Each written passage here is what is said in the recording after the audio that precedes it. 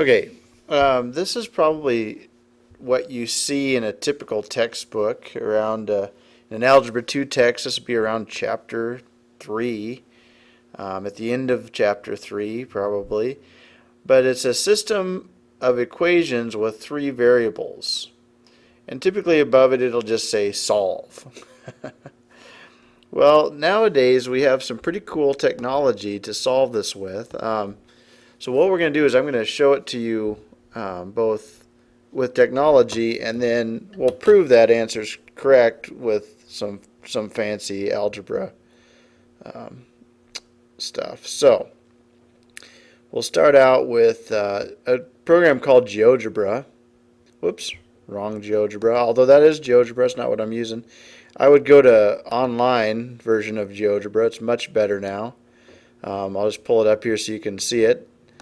There's the site, and you don't have to type in the web GeoGebra, just type in geogebra.org, just that middle part. It'll go right to it. There it is. So you go to GeoGebra, go down here to start creating, and it gets you right in here. So I guess I could do that quick. Start creating. It gives you your deal, and since this is 3 dimensions, I'm going to click on 3D graphics view. And what you end up with is something that looks like this. So this is a 3-dimensional, I'm going to rotate it. So this is a 3-dimensional graph. This is empty. It looks like it's a prism that's about 4 high, by 4 by 8 by 8.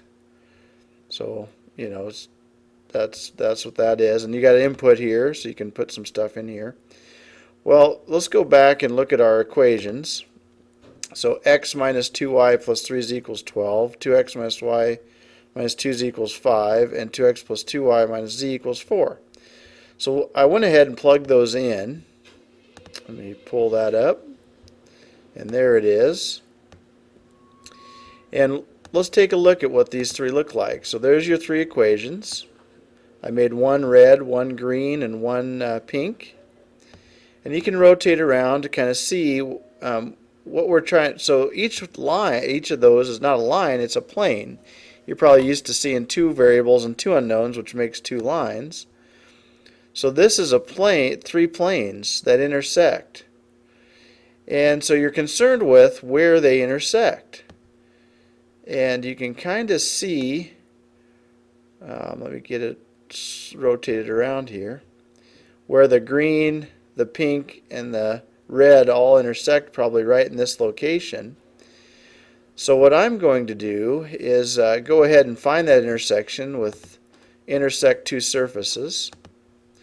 So I'm going to click on these 2 surfaces, and there's that line. It put it in there for me.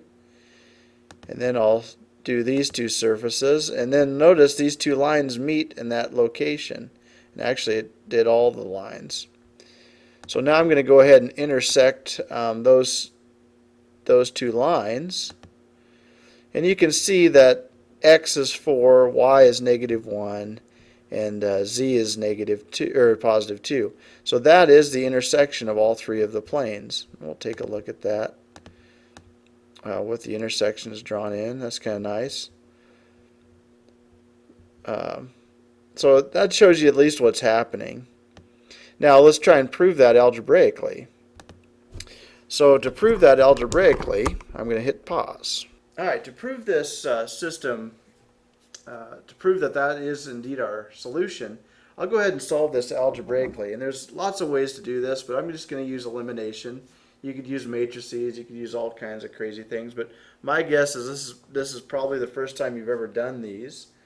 And this is probably how your teacher expects you to do it. So I'm going to go ahead and just match up my first 2. We're going to eliminate variables. We're going to eliminate them to try and get rid of them so we can get it down to 1 variable. So I'm just going to look at my top 2 equations, and I'm going to eliminate my x's. So what I need to do is match up the coefficients in front of the x variable. So we need a 2 there. So I'm going to multiply this top equation by -2, and you can multiply the bottom by 1. Doesn't really do anything. But I'd end up with -2x minus 2y plus, oops, I already screwed it up, There's the mistakes you'll make. Negative 2x minus 4y minus 6z equals negative 24. And then the bottom equation, I'm going to leave it alone. 2x minus y minus 2z equals 5. And I'm going to add these down. So negative 2x plus 2x is 0. Negative 4 minus 1y is negative 5y. Negative 6 minus 2 is negative 8z. And then that equals to negative 19. All right? And I'm going to just hold on to that equation for just a minute. So we have combined that and eliminated the x, so we have an equation with two variables.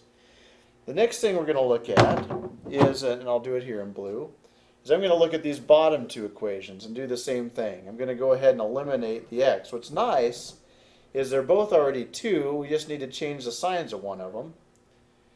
And, oh, I already see another mistake I made. Doggone it. I always check my signs as I go back, but see if you can spot the mistake I made.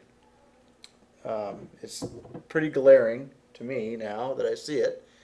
But when I multiply by negative 2, I should have changed my signs in one spot. I did it everywhere but one spot, and that's what you're going to do too. It happens.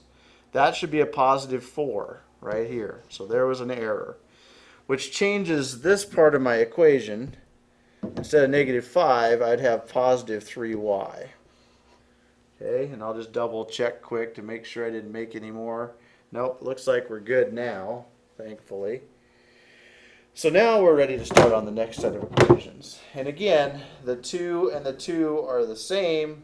We just want to double check our signs. So we'll take I'm going to take the bottom one times a negative 1. So I'm going to take all of the bottom times negative 1. And let's expand this just a little bit and kind of extend it down a little bit. So we're just looking at those bottom two equations. And so I'm going to keep the top the same. 2x minus y minus 2z equals 5. And I'm going to do negative 2x minus 2y plus z equals negative 4. I'm going to add down to eliminate my x variable, and I'd have negative 3y minus z equals 1. Okay, so now I'm going to combine these two equations and eliminate one more variable, and it looks like the easiest one to eliminate would be the y's. And their signs are already opposite, so I'll just go ahead and rewrite them. So 3y minus 8z equals negative 19. Negative 3y minus z equals 1. They're already ready to go because the y's are going to eliminate. Negative 3y plus a negative 3y is 0. Or sorry, that'd just be 3y minus 3y is 0. Negative 8z minus z is negative 9z. And negative 19 plus 1 is negative 18, making z a positive 3. Okay? So let's just verify that and make sure we were okay. And, oh wait, I can't divide. That is so funny. So 18 divided by 6 is 3. 18 divided by 9 is 2. Wow. And I'm this deep into it, we're just going to keep going. So hopefully I can't. That's why it's good to check back and forth. I can't divide today, I guess. But anyway, z is 2. So, and that matches. You can see right there that 2 is in the z position. Okay? So how do we get the rest of them? Well, now it's just a matter of substitution. So you take the 2 and you plug it back in to one of the two equations we just worked with. I'm going to plug it into my bottom equation. And so we'd have negative 3y minus 2 equals 1. And negative 3y equals 3 if you add 2 over. And so y is equal to negative 1. Okay? So there's that one. Let's take a look at our graph. And indeed, right there, you can see y is negative 1. Because it goes x, y, z, just like it's in alphabetic order, just like an xy coordinate plane. We just add the third z in there. Okay, so then to find the final x value, we need to plug both of those in to one of the originals. So we need y is negative 1 and z is 2. And we'll just plug it into that bottom equation so I don't have to roll clear to the top to see it. So you'd have 2x plus 2 times the y we found, which is negative 1, minus the z we found, which is 2, and I always like to put parentheses around the stuff I substitute in, equals 4. And hopefully I don't make any glaring division or multiplication errors here. So 2x minus 2 equals 4. And so 2x minus 4 equals 4. You add the 4 over. 2x equals 8. Let me extend the page. And so we know x is equal to 4. So our solution where these three planes meet is 4, negative 1, and 2. And so we've just proven algebraically that what GeoGebra put up for us is correct. And GeoGebra helped correct me. So 4, negative 1, and 2. This is a fabulous tool. I mean, use it. It's free. Go online. It helps see what's actually happening. Something that I couldn't have done. So I didn't know how to, when I was a kid learning this, I didn't know that I was dealing with planes. I mean, it wasn't taught to you like that. Now it is. So great problem, great tool to use it. I love technology. See you later.